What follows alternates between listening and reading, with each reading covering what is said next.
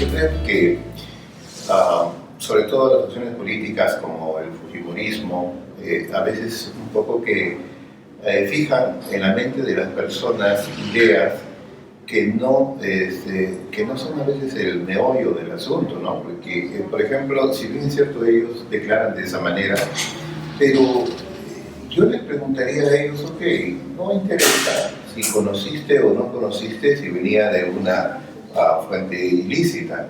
Yo lo que quiero saber es qué cantidad de dinero ingresó a tu partido y qué cantidad de dinero tomaste tú. O sea, ahí creo que está el punto, o sea, la forma de entender el lavado de activos, porque vamos a suponer que a Fuerza Popular recibió 30 millones, pero declaró 14, 15 millones, creo. Entonces, ¿dónde está el resto? Ok, no ingresó a tu partido, ¿quién lo tiene?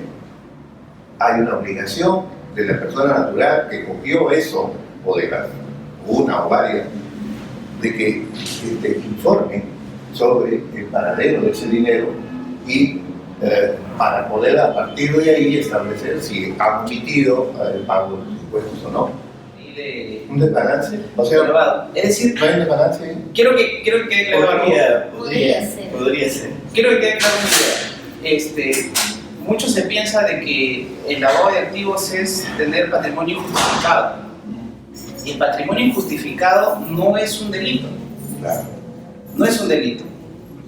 Es una condición, podríamos llamarla, para el tema tributario y fiscalización y para el pago de tributo, ¿sí? Pero que eso sea un delito de lavado de activos no lo es.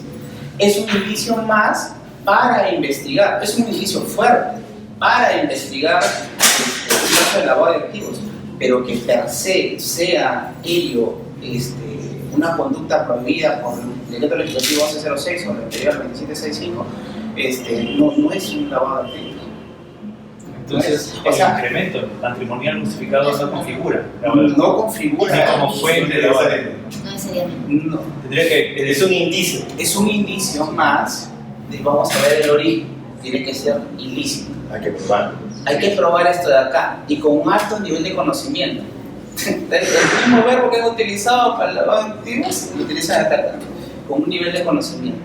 Si yo sabía o tenía la probabilidad de saber de que eso era de fuente ilícita, allí sí estaría cometiendo lavado de activos, podría haber cometido lavado de activos y culmino con hacer todas las operaciones que indiqué lavado, transformándola, convirtiéndola, ¿no?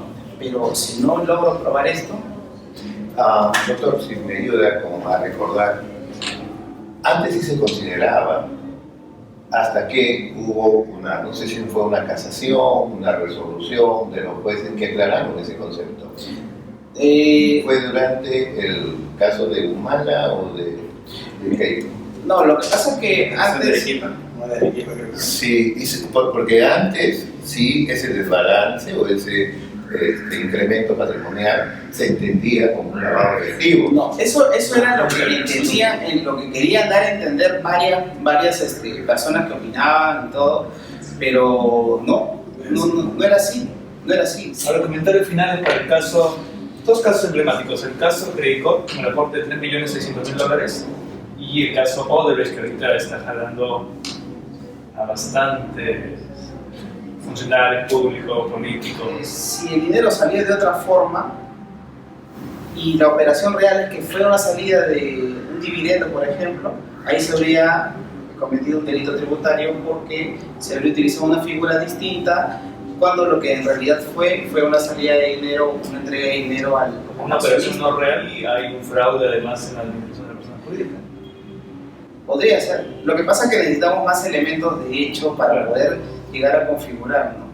Pero yo, como decía el otro Julio decía, yo no veo un delito acá, pero claro, él analizaba bajo una línea y cuando, y estaba correcto, porque de cara a cuando yo le entregue el aporte a Keiko o al partido, para acá, ilícitos administrativos, penales, ¿no? Pero hacia atrás es otra cosa, ¿no? Ahora la SUNAT tiene que fiscalizar y emitir un pronunciamiento porque como usted bien decía, ellos siempre están con un auditor ahí perenne, porque es un PRICO nacional. Claro, ¿qué pasó con Tsunami? ¿Por qué no advirtió?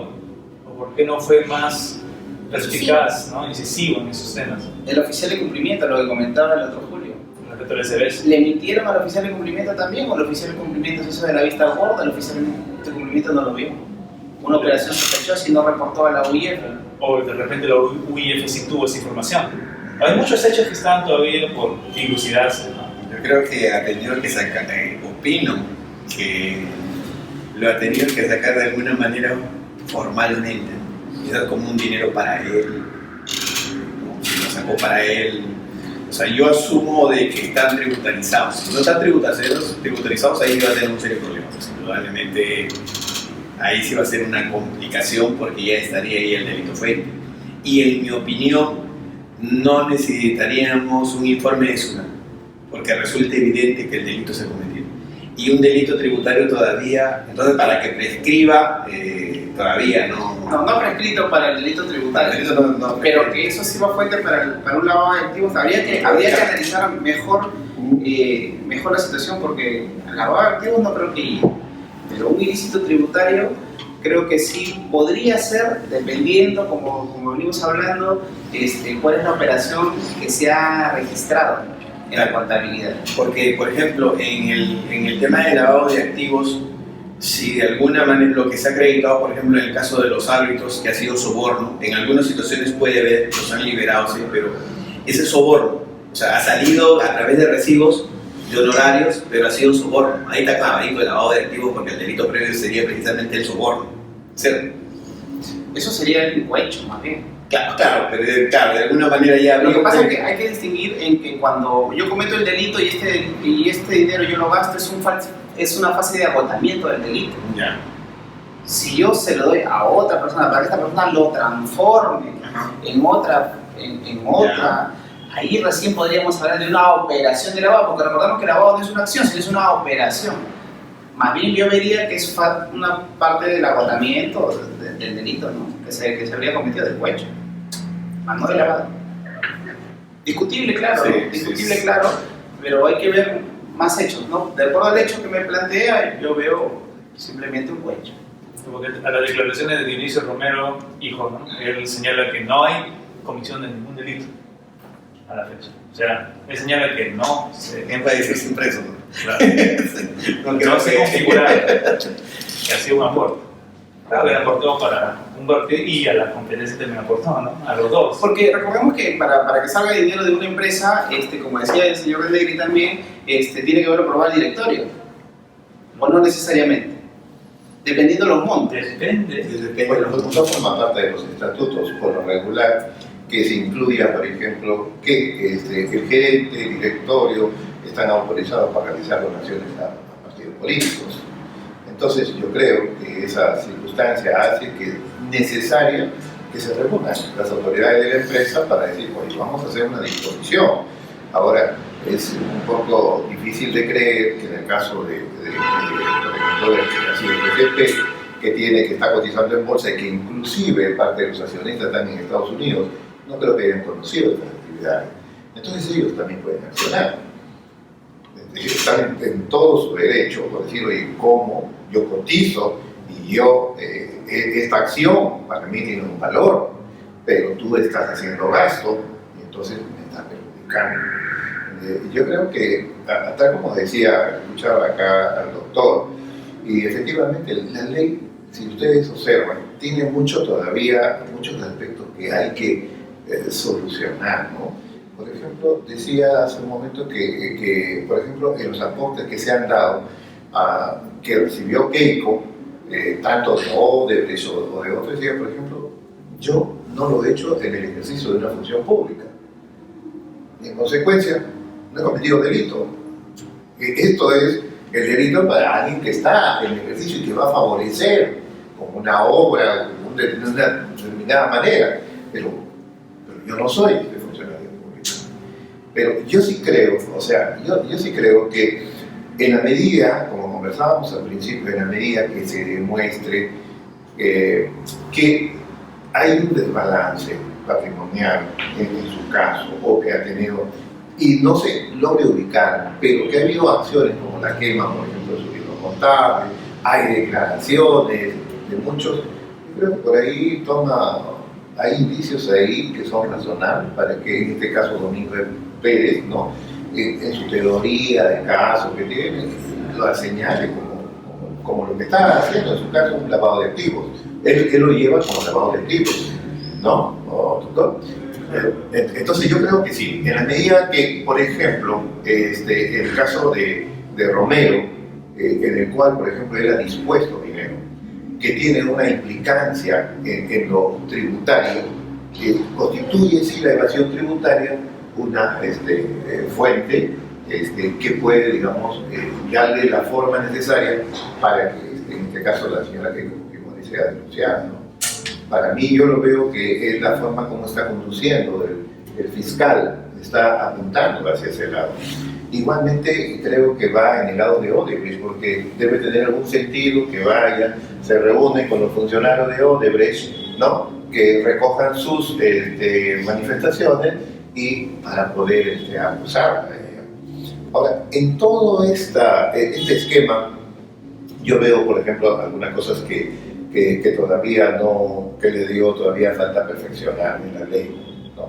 Y lo digo porque nosotros, yo como político, por ejemplo, que he pasado por dos campañas, he visto, por ejemplo, cómo ciertos candidatos han recibido aportes que no han declarado y que les ha permitido incluso ser elegidos como autoridad. Entonces, hay algo todavía, hay trabajo que hacer en el caso de este financiamiento.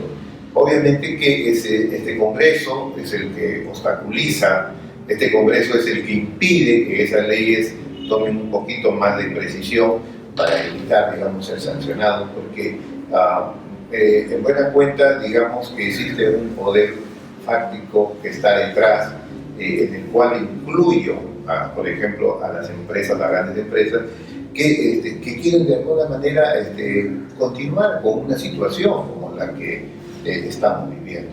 Entonces, no se está dando ni siquiera una democracia interna.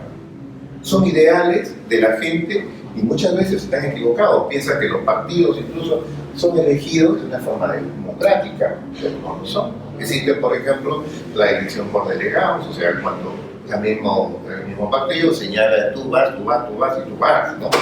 Entonces, así como está, el financiamiento todavía creo que tiene que de alguna manera perfeccionarse.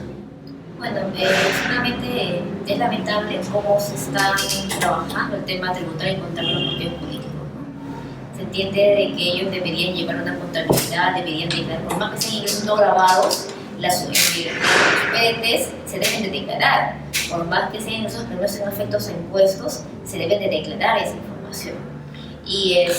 Por transparencia, no por obligación, porque una cosa que más no se graba los impuestos tiene que hacer su declaración mensual y anual y tiene que llevar una contabilidad completa, como si fuera una empresa, solamente que no se meterá a pago de tributos. Ahora también hay un tema de reportaje de SUNAT, porque SUNAT tiene que hacer una fiscalización del 10% de acciones y que sea incluida en los partidos políticos. Entonces, tampoco se ha realizado eso. Aunque ahora ya SUNAT está poniendo la mira en la asociación, pero sí, ya recién ahora, o sea, no sé si tienen conocimiento, ahora de la mayoría de asociaciones de acá están siendo verificadas todos los años. Todos los años. ¿Por qué? Porque están verificando efectivamente que todos aquellos ingresos que están declarando son utilizados para asociaciones, que no son de fantasmas. Porque el hecho de tener una asociación por todas las donaciones y tú quieres el certificado de donación ya genera un tema de gasto. Están verificando que efectivamente exista, ¿no? esa actividad por la cual somos liberados, ¿no? Pero muchas gracias por ilustrarnos, más que nada. Nos han ayudado bastante. Estamos ahí en tus órdenes. Gracias. Gracias.